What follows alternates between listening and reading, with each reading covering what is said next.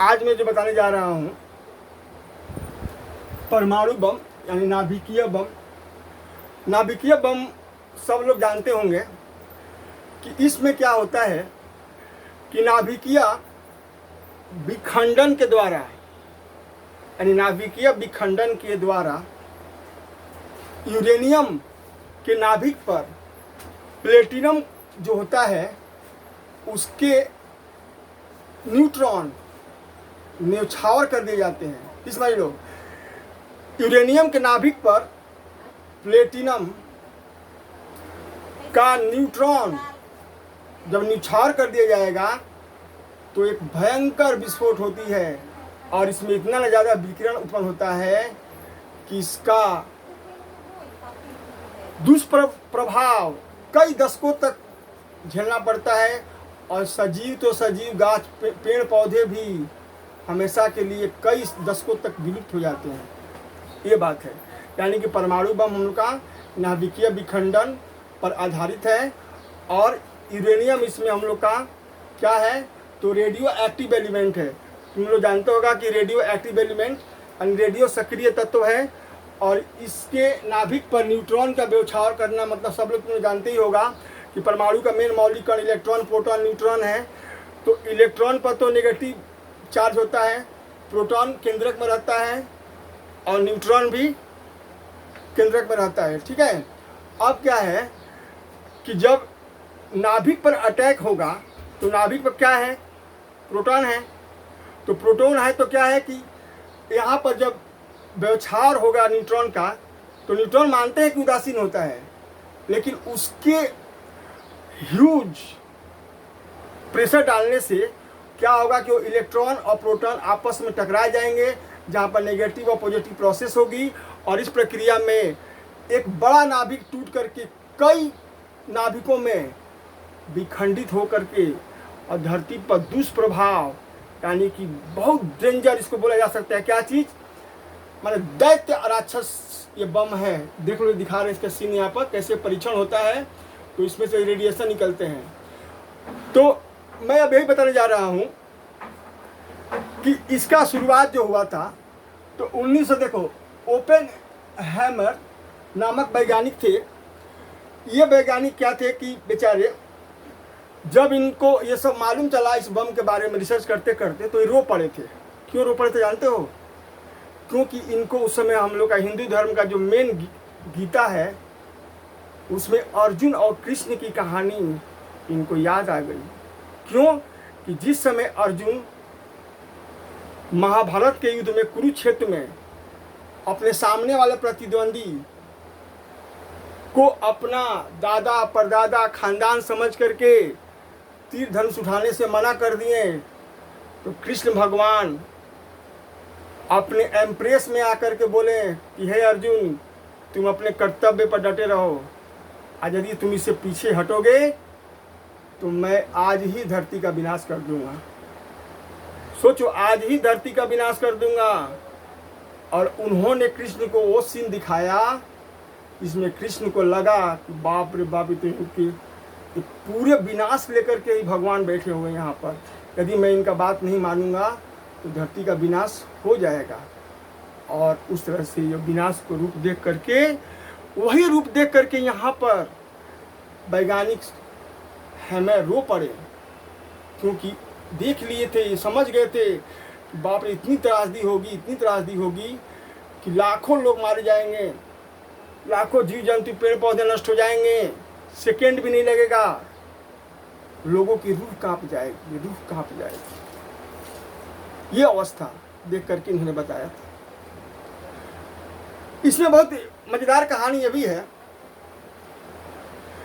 कि 1929 ईस्वी में ही लियो सेजलॉर्ड अमेरिका के जो वैज्ञानिक थे जिनको न्यूक्लियर चेन रिएक्शन थ्योरी के ऊपर एक काम करने के लिए वो क्या किए कि वो वहाँ के प्रेसिडेंट, उस समय के प्रेसिडेंट यूएसए का रूजवेल्ट को एक आश्वासन दिए। क्या कि भाई जैसे हिटलर का प्रभाव बढ़ रहा है सेकेंड वर्ल्ड वॉर में, वैसे हम लोगों को अब लग रहा है कि हिटलर का पराधीनता स्वीकारना पड़ेगा और इसके लिए एक आइडिया है कि आप मेरे इस थ्योरी को आगे बढ़ाइए। जब रोजवेल ने ये बात सुना तो उन्होंने एक्सेप्ट कर लिया, बोला कि हाँ ठीक है बढ़ाएंगे। उसके लिए उन्होंने फिर क्या किया कि वैज्ञानिक लेफ्टिनेंट जनरल ग्रुप्स को ये जिम्मेवारी दी गई कि आप इस प्रोसेस को आगे बढ़ाइए, ठीक है, क्योंकि हम लोग को ये बम, एटम बम चाहिए। और कब चाहिए? जर्मनी पहले न बना ले, इसलिए हम लोग को अभी से ही काम पर लग जाना होगा। अब क्या हुआ कि लेफ्टिनेंट जनरल ग्रुप्स, इसके लिए एक स्थान चुनना था। क्यों भाई? क्योंकि ये सब का सब सीक्रेट मैटर था, ताकि जर्मनी का हिटलर जान न पाए कि ये लोग इस काम में लग गए हैं, बम बनाने के काम में। तो क्या हुआ कि देखो वहाँ पर क्या हुआ हम लोग का कि जाकर के फिर लॉस एडम्स इन मैक्सिको, यानी यूएसए के लॉस एडम्स सिटी जो कि मैक्सिको में पड़ता है, उसको चुना गया और रिहायशी इलाका चुना गया। उसके लिए वहाँ के आर्मी को ऑर्डर दिया गया कि आप अधिक से अधिक बिल्डिंग का निर्माण कीजिए और उसमें वैज्ञानिक रहेंगे, और वैज्ञानिक रहेंगे तो वो लोग निर्माण करने लगा। और एक और बात कि उस वैज्ञानिकों के टीम में 6 नोबेल प्राइज पुरस्कार प्राप्त करने वाले वैज्ञानिक थे इस बम को बनाने में। और ये पूरा का पूरा मैटर को सीक्रेट रखना था, कोई ना जान पाए। शुरू में तो 33 वैज्ञानिक और 50-60 उनके वर्कर सपोर्टर काम पर लग गए, लेकिन कुछ ही समय के बाद पता चला कि इतना से भी काम होने वाला नहीं है। इसलिए फिर क्या किया कि इन्होंने ग्रुप्स ने वहाँ पर 600 वैज्ञानिकों का एक टीम बनाया, जिसमें अल्बर्ट आइंस्टीन का भी सिग्नेचर कराया कि आपको भी सहयोग देना पड़ेगा। आइंस्टाइन और ये अल्बर्ट आइंस्टाइन, सोच लो ध्यान से, मेरे बातों को सुन लो ध्यान से। वो साइन कर दिए, राजी हो गए और काम चलने लगा। लेकिन काम जब चलने लगा लॉस एडम्स में, तो बाहर तक लोगों को ये खबर न जाए कि यहाँ एटम बम बन रहा है। इसके लिए क्या हुआ कि जितने भी वैज्ञानिक काम पर थे उन सबके वाइफ को बोला गया, ऑर्डर दिया गया। क्यों? क्योंकि आप लोग अपनी वाइफ को भी अपने साथ में रख सकते हैं। उसका 2 कारण था। एक कारण था कि वैज्ञानिकों को लगातार 14 घंटा काम करना पड़ता था, तो ऑटोमेटिक बात है, थक जाएंगे, टायर्डनेस आएगी। 8 घंटा तो ऐसे मान लो खटने का गवर्नमेंट का ही ऑर्डर है, 14 घंटा। वो तो कोई रोबोट तो थे नहीं, मशीन तो थे नहीं, वैज्ञानिक थे। तो थक करके वो हरासमेंट को जब उनको फीलिंग होती थी, तो इन्होंने सोचा ग्रुप्स ने कि शायद इनकी वाइफ को सबको बुला दिया जाएगा, तो शायद इन लोग का थोड़ा मन भी लगेगा और इन लोग का हरासमेंट दूर हो जाएगा, मेंटली लोग ठीक भी रहेंगे। तो सबको बुला लिया गया। 600 वैज्ञानिक ने अपनी वाइफ को बुला लिए। बाहर में क्या हुआ कि कुछ एजेंट रखे गए जिनको हायर किया गया। हायर समझते हो? हायर का मतलब होता है पैसा खिला करके झूठ बात को बाहर में प्रदर्शित करना, वो हायर कहते हैं। और इन्होंने हायर किया वहाँ पर आदमी लोग को, और वहाँ बताया गया कि यहाँ पर कुछ लेडीज़ लोग हैं, यहाँ पर फैक्ट्री चलती है, ठीक है। और फैक्ट्री में जानते हो क्या फैक्ट्री चलती है? इलेक्ट्रॉनिक्स का काम होता है। उसके लिए कुछ रिसीप्टर भी लोग हैं, कुछ टेलीफोन में काम करने वाली लड़कियां हैं, और कुछ लड़कियां इसके डिपार्टमेंट में इंजीनियरिंग का काम करती है। माने झूठ बात फैलाया गया। और कौन सी लड़कियों को, यानी वैज्ञानिक की पत्नियों को ही ये बात फैलाया गया। क्योंकि एक बात स्वाभाविक है कि तुम्हारे आसपास ही यदि कुछ चलता हो तो होगा ना मन में कि भाई वहाँ क्या हो रहा है भाई, अचानक कुछ नहीं था, वहाँ बिल्डिंग बन रहा है, लोग जुट रहे हैं, कौन है भाई, क्या बात है। ऐसे तो हम लोग आम बात ही सोचते हैं। और तुम्हारे गांव में या शहर में कहीं अचानक बिना कुछ पूछे बिल्डिंग बनने लगे, लोग आने लगे, तो जानना जरूरी होगा ना कि भाई क्या है, क्या है, क्या है, या क्या हो रहा है। तो लोगों को भरमाने के लिए वहाँ पर ऐसा काम किया गया। लेकिन कुछ ही महीनों के बाद फिर एक प्रॉब्लम आ गया। किनके सामने? ग्रुप्स के सामने। क्योंकि वहाँ पर अधिकांश वैज्ञानिकों की पत्नी प्रेग्नेंट हो गई और बच्चों का एक बूम हो गया। बच्चों का जब बूम हो गया तो ये हुआ कि भाई इसको कैसे सल्टाया जाए, लेकिन क्या करेंगे, खुद इन्हीं की पत्नी प्रेग्नेंट हो गई थी, रखा गया। कोई बात नहीं, ऐसी चला। चलते चलते फिर क्या हुआ कि बम का प्रोसेस लगा रहा। अब क्या है कि इन्होंने एक और स्पाई को जर्मनी भेजा, ये इन्होंने, ताकि जाकर देखो कि कहीं हिटलर तो कुछ नहीं ना काम कर रहा है, क्योंकि वहाँ भी एक बहुत फेमस वैज्ञानिक थे। यदि वो कुछ कर रहा हो तो कुछ लोगों को इन्होंने अपने आर्म्स लेकर भेजा था, बोला कि शूट आउट कर देना, और यदि नहीं कुछ कर रहे होंगे तो लौट आना। तो वहाँ पर कुछ ऐसा नहीं हो रहा था, हिटलर के पास ये सब बात नहीं हो रहा था। पूरा विश्व, इसको कोई नहीं जानता था, पूरा सीक्रेट रखा गया था। ठीक है, अब आएगा हम लोग का कि इसके आगे मैटर में देखा जाए तो आगे मैटर हम लोग को यही देखना है कि इसको जब आगे बढ़ाया गया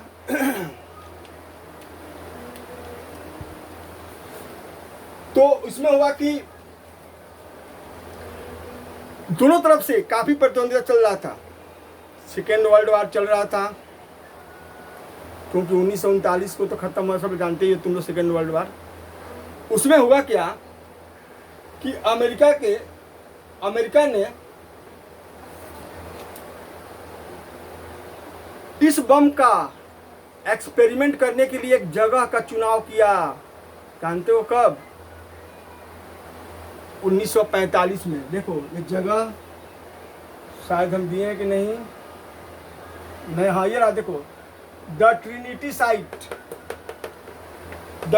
साइट, ठीक है, इसका नाम है। और इस जगह को चुना गया था ताकि यहाँ पर हम लोग का बम का एक्सपेरिमेंट होगा। एक बात सुन लो, 16 जुलाई 1945 ईस्वी को टेस्ट करने का ऑर्डर मिल गया। सभी वैज्ञानिकों को बोला गया कि आप लोग तैयार रहिएगा कल। ठीक मॉर्निंग में जा करके देख लो, ये सब देख रहे हो ना, ये रेडिएशन है, रेडिएशन बम एक्सपेरिमेंट हुआ। देखो द प्रिंटी साइट पर मैक्सिको में, और ये ह्यूज रेडिएशन निकला। काउंटडाउन शुरू हो गया, 10, 9, 8, 7 करके जैसे लास्ट में आया बम ब्लास्ट हुआ। वैज्ञानिक खुशी के मारे उछलने लगे कि हम लोग को डर था, लेकिन हम लोग एक्सपेरिमेंट सक्सेसफुल कर लिए। और देखो ऐसा ही रेडिएशन निकलता है, देख लो ये पूरा का पूरा, जानते हो क्या स्मोक है, रेडिएशन है,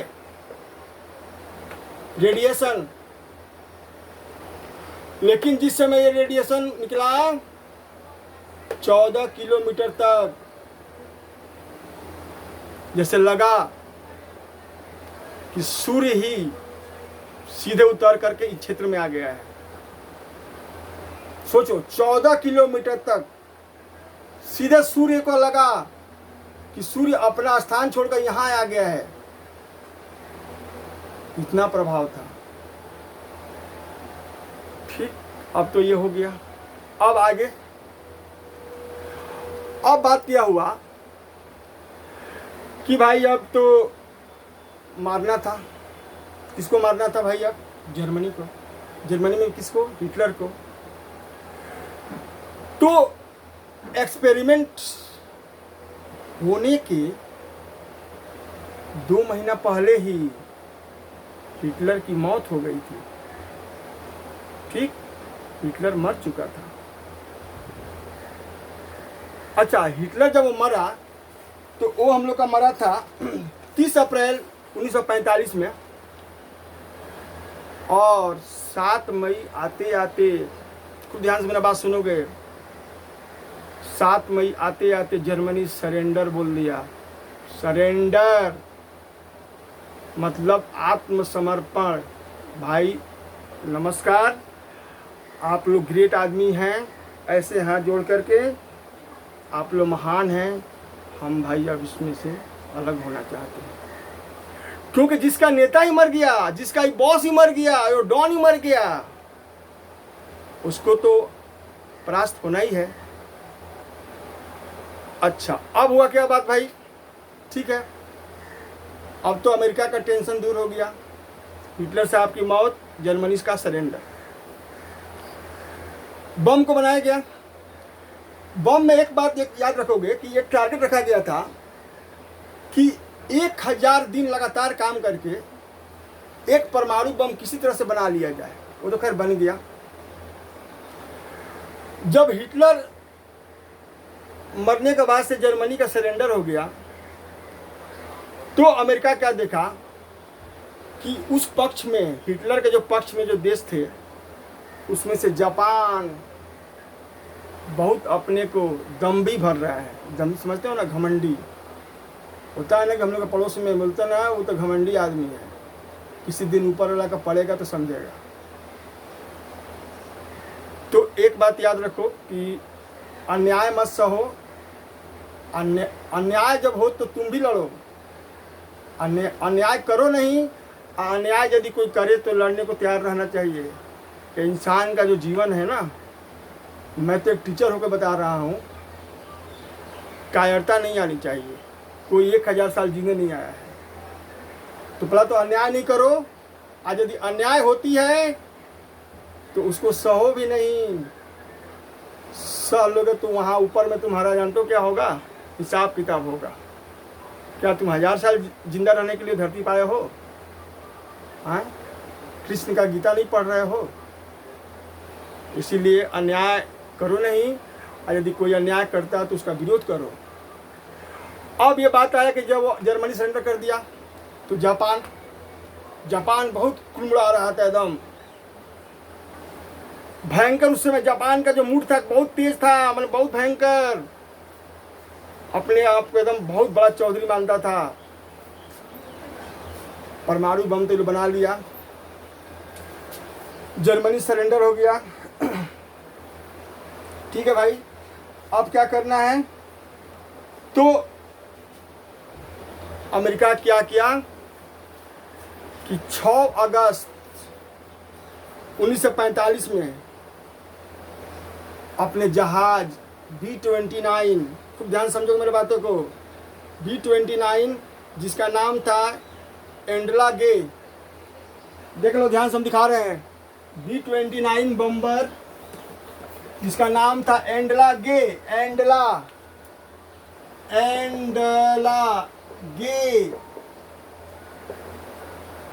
इस बम्बर के सहायता से लिटिल एटम बम को जानते हो कहाँ गिराया?